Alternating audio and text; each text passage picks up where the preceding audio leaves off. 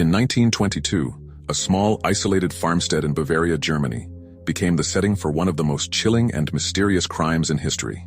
6 people, an entire family and their maid, were brutally murdered in their own home.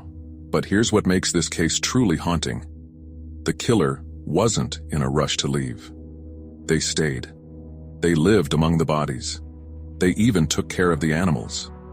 This is the story of the Hinterkaifeck Murders. Hinterkaifeck was a remote farmstead nestled deep in the Bavarian countryside, miles from the nearest town. It was home to Andreas Gruber, his wife Cecilia, their widowed daughter Victoria, and her 2 children, 7-year-old Cecilia and 2-year-old Joseph. Life on the farm was simple, but harsh. The family worked hard, kept to themselves, and rarely ventured out except for church or errands. But in the months leading up to the murders, strange things began to happen. Things that Andreas would later tell his neighbors he couldn't explain. One day, Andreas found footprints in the snow leading to the house. Oddly, no footprints were leading away. He assumed it was a mistake, but then, other strange events began. Footsteps echoed in the attic late at night, but no one was there. The family's keys vanished, and small items in the house seemed to move on their own.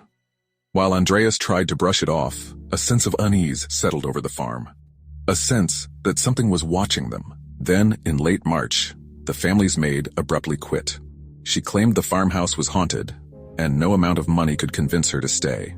So the Grubers hired a new maid, Maria Baumgartner, who arrived at Hinterkaifeck on March 31st, 1922. What Maria didn't know was that her first night on the farm would also be her last. On the evening of March 31st, something unimaginable happened.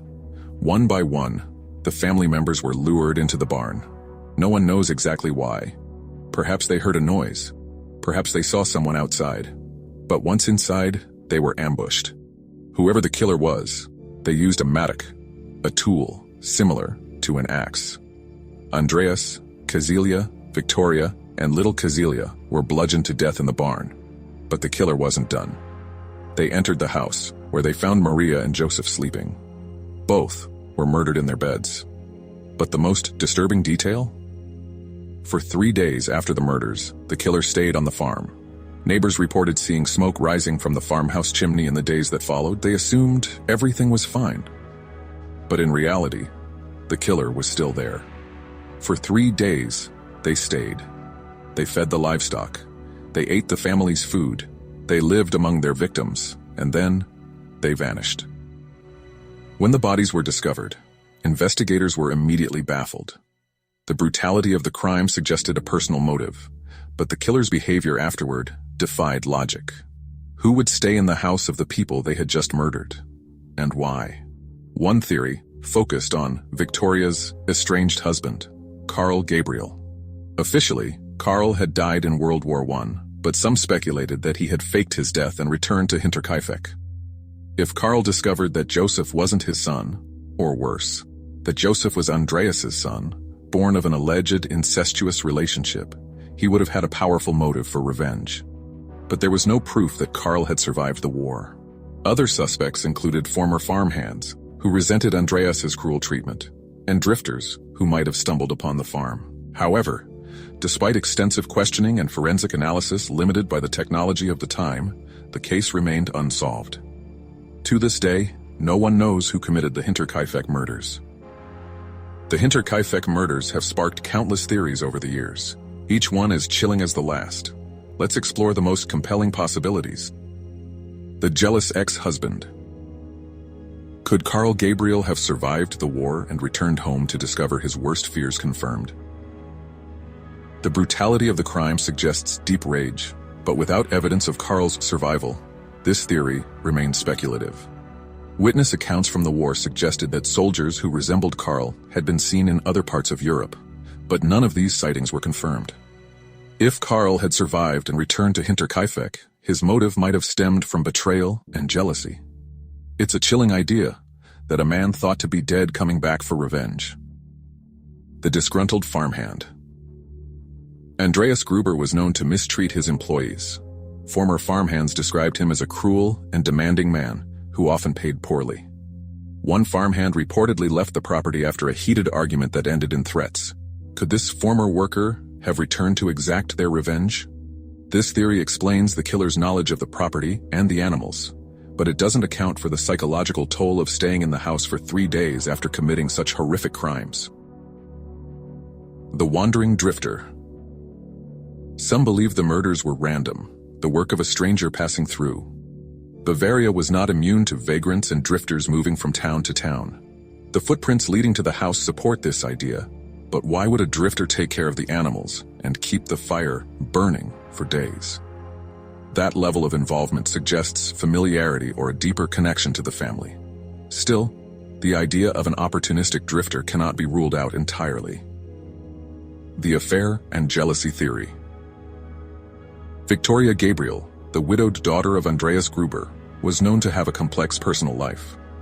She reportedly had a relationship with Lorenz Schlittenbauer, their neighbor, and rumors suggested he might have been the father of her young son, Joseph.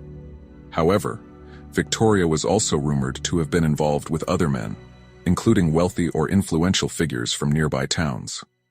Could a jealous lover, enraged by perceived betrayal, have committed the murders? This theory ties into the local gossip surrounding Victoria's relationships, but there's no concrete evidence to identify which, if any, of her lovers might have had a motive for such a brutal act. Still, the possibility of jealousy driving someone to murder remains a chilling angle to the case. An inside job. Another theory is that the murders were committed by someone close to the family, perhaps even a relative. The Grubers were known to have a complicated and, some say, toxic family dynamic. Whispers of incest between Andreas and his daughter Victoria fueled local gossip for years. And there were rumors that Joseph, Victoria's youngest son, might have been the product of that relationship. If this were true, could someone within the family have been driven to commit this horrific act? Or perhaps a relative, shamed by the scandal, sought vengeance to protect the family's name. But again, no evidence surfaced to tie a relative to the crime definitively. The silent witnesses. And then there's the eerie detail of the animals. For days after the murders, the family's livestock remained fed, milked, and cared for. If the killer was an outsider, how did they know the exact routines needed to maintain the farm? This level of familiarity has led some to believe that the killer wasn't just close to the family emotionally, but physically a neighbor perhaps, who knew the family well and wanted to ensure the farm didn't fall into disrepair. But why would a neighbor go to such brutal lengths? The lack of an answer makes this theory both compelling and deeply unsettling. The ritualistic or occult connection. Given the brutality of the murders and the strange behavior afterwards, such as feeding the animals and staying in the house, some have speculated about a ritualistic or occult motive. Could the Grubers have been the victims of a group or individual practicing dark rituals? The isolated farm and eerie circumstances lend credence to this chilling theory, but no evidence has ever surfaced to confirm it. The military connection. During the aftermath of World War I, Bavaria was rife with former soldiers and deserters, struggling to reintegrate into society. Some theorize that the killer could have been a former soldier seeking refuge in the attic or barn. The discipline needed to stay hidden and care for the animals suggests a methodical individual, traits often associated with military training. Despite decades of investigation, speculation, and countless theories, the truth about the Hinterkaifeck murders remains shrouded in mystery. Every theory raises as many questions as it answers. If it was Karl Gabriel, how did he survive the war? And why was there no record of his return? If it was a former farmhand, why stay in the house for 3 days? If it was supernatural, why target this family? And perhaps the most haunting question of all, how does someone commit such horrific acts and then simply disappear without a trace? Despite many suspects and a strong theory for the prime suspect, the Hinterkaifeck murders have so far remained unsolved. The investigation was closed in 1955, with no charges brought against any of those suspected in the gruesome crime. The last questioning of a person of interest occurred in 1986, shortly before the retirement of Detective Chief Superintendent Konrad Müller. After this, the investigation into the Hinterkaifeck murders was closed.